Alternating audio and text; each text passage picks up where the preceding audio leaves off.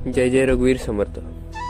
मनुष्य जीवनात एक म्हण तुम्ही नक्की ऐकली असेल की एक वेळेस शांत राहिलेला माणूस हा 100 वेळेस बोलणाऱ्यांपेक्षा जास्त बलवान राहतो.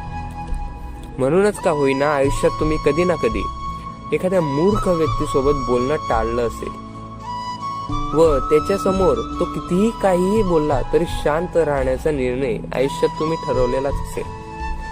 पण हा निर्णय योग्य की अयोग्य हे कोण ठरवणार?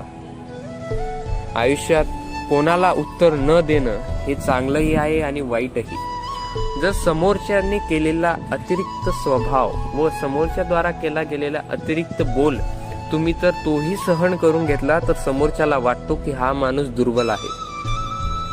समोरच्याने केलेल्या चुकीला जर तुम्ही उत्तर नाही दिलं व त्याला जाऊ दिलं तर ते भविष्यात तुमच्यासाठी हानिकारक ठरेल.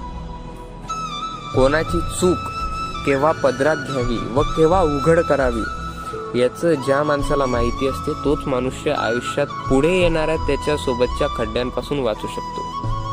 म्हणून तुमच्यासोबत जर आज कुठली गोष्ट वाईट होत असेल आणि जर तुम्ही समोरच्याला मूर्ख आहे असं म्हणून जर त्याला काहीच न बोलता तिथून निघून जात असाल तर तिथेच थांबा, त्याला उत्तर द्या.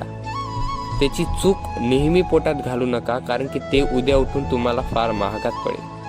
मित्र हो, म्हणूनच कोणासोबत किती बोलावं आणि कोणाला केव्हा उत्तर द्यावं याची माहिती माणसाला असायलाच हवी.